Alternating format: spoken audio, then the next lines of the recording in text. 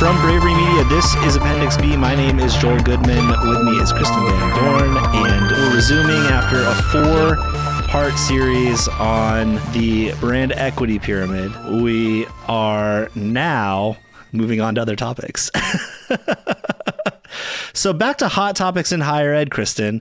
The thing that has been coming up a ton in the last several months is budget compression, lack of budget for our friends at institutions all over the country, actually all over the world, because I hear this from higher ed friends in Canada and higher ed friends in the UK. It's just affecting the entire industry. I want to talk a little bit about how marketing offices can make the money that they do have, those minimal budgets, go farther. Yeah, I think we saw the same kind of data emerge from that web trends survey we did back in January.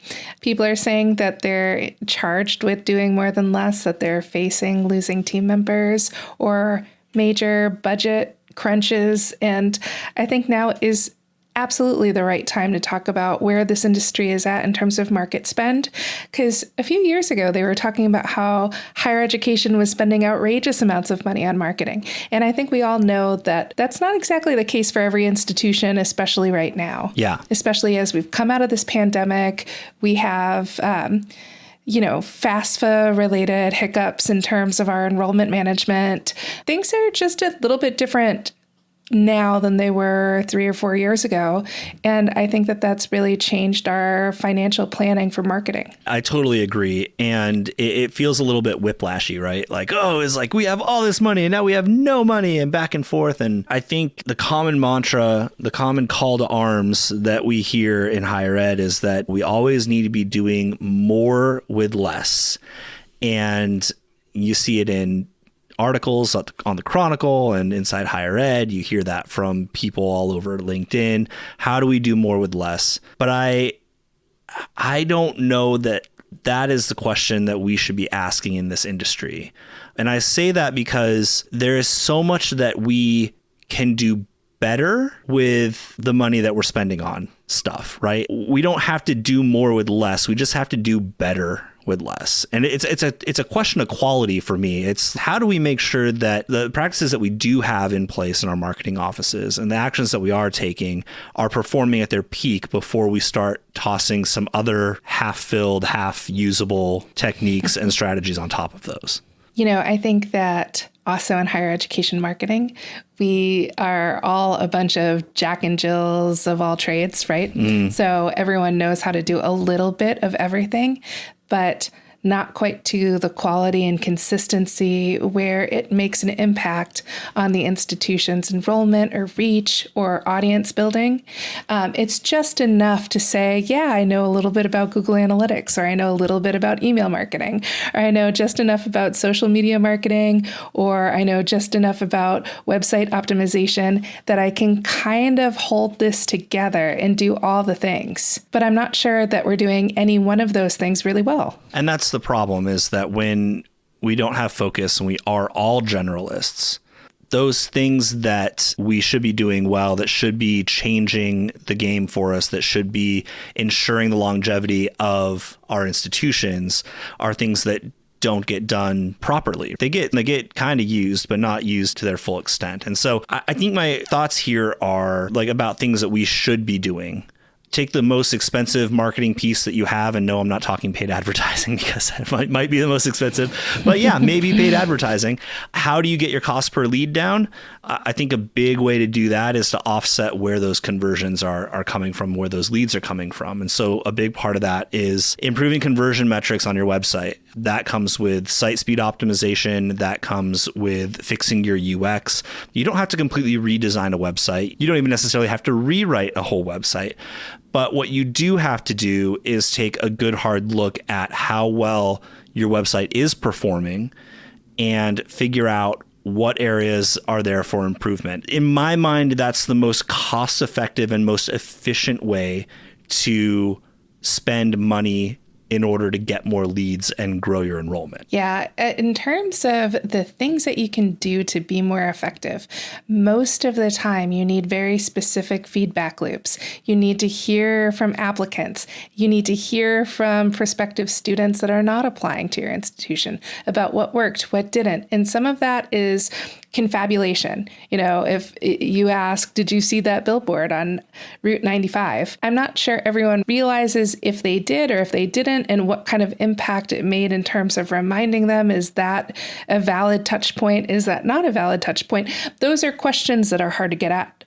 But with web optimization, we have tools that will tell us how well our web is performing without needing to invite a lot of stakeholders that may or may not give you accurate information about their decision-making process. It's the one thing that we can do absolutely without needing to bring in a bunch of other audiences that support or negate what it is that we're trying to be more effective at.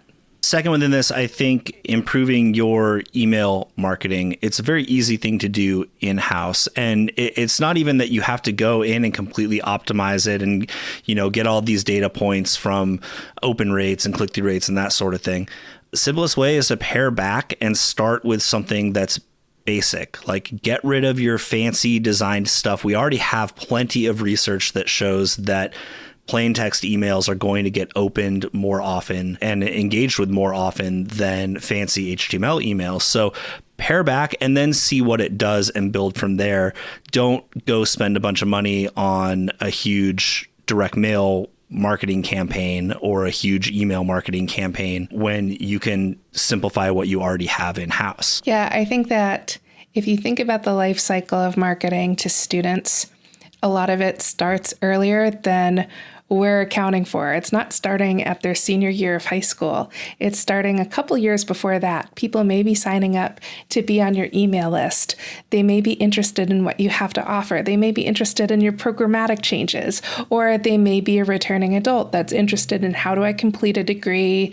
What are my options? I'm still working full time. Are there opportunities for me here? And that might be longer than a year-long process. So assuming that it is, the more sophisticated and minimal your email campaign is to them, the better off your audiences are going to be served, because you want to make sure that every email that hits their inbox from you is of importance, and it provides clarity, and it provides actionable steps, and it provides that connection point that's going to matter and make your audiences feel heard. Is your college or university website just not quite hitting the conversion goals you expect it to? And do you know how to fix it? Well, a benchmark report from Bravery Media can help.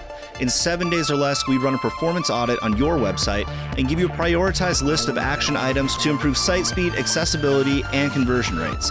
Perfect for board presentations and budgeting reports, Benchmark is priced so that any institution can benefit from its insights. Visit bravery.co/benchmark to request yours.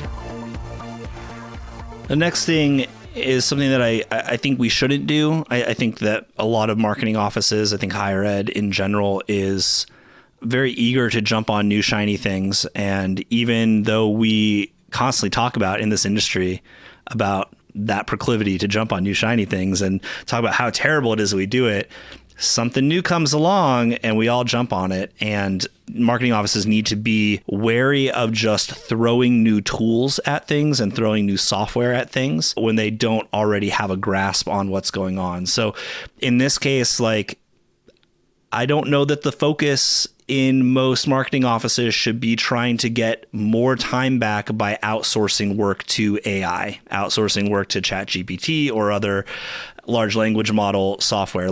I think that there are things that can be useful for, but I think in most cases in higher ed, we're probably wasting more time trying to figure out how to do prompt engineering for something that is still not mature enough to make a real difference in the way that we go about work, rather than focusing on fixing the things that we do have in place and then finding smart ways to incorporate new technology. This isn't me being a Luddite. This is we use AI every single day in our offices and in the work that we do, but we're not just using it to summarize content for blog posts and we're always putting a human eye on it and a human editing process on top of it.